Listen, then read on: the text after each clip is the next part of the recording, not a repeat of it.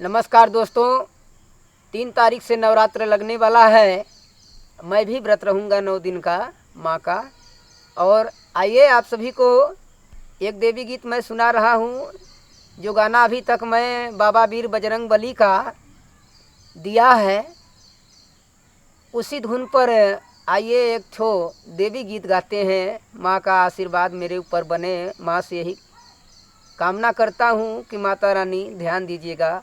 इंसान के चक्कर में क्या पड़े, माता रानी और भगवान स्वयं होते हैं।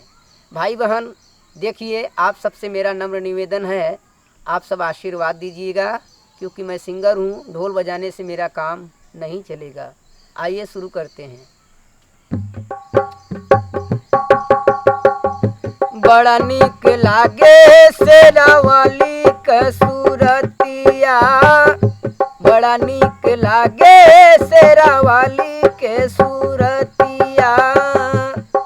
शेरा वाली के सूरतिया बने माटी के मूर्तिया, माँ के नगरी हो, नगरी हो।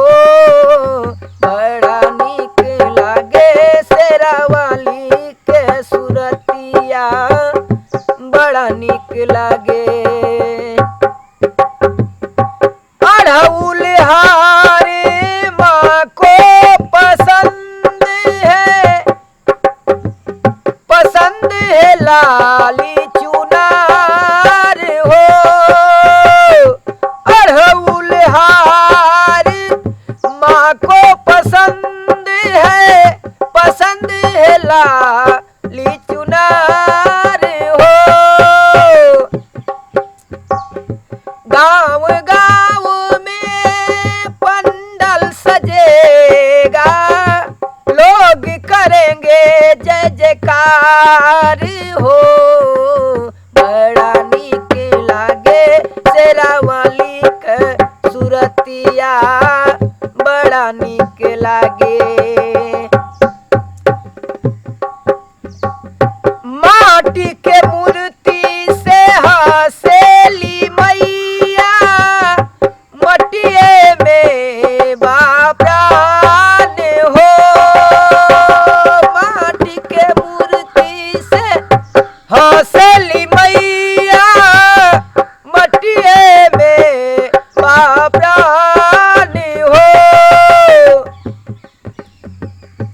माँ की महिमा जो भक्त गावे, निस दिन करते ध्यान हो।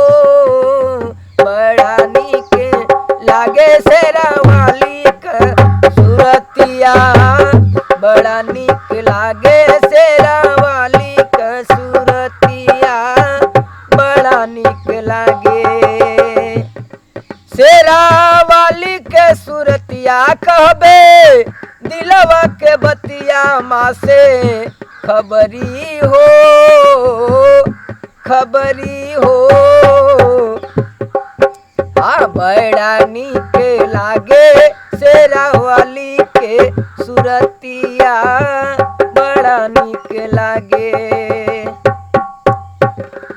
कितना माँ को दुख सुनाऊं,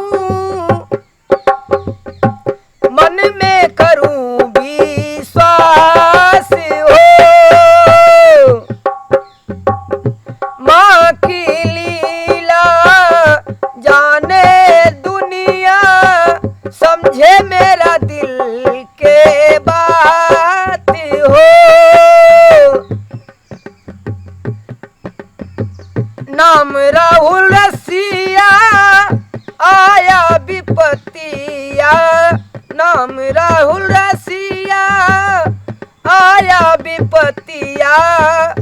खरकपुर बा मकान हो। बड़ा नीक लागे शेरा वाली के सूरतिया, बड़ा नीक लागे शेरा वाली के सूरतिया, बड़ा नीक लागे। गीत अच्छा लगे तो आप लोग लाइक सब्सक्राइब कमेंट जरूर कीजिएगा। धन्यवाद।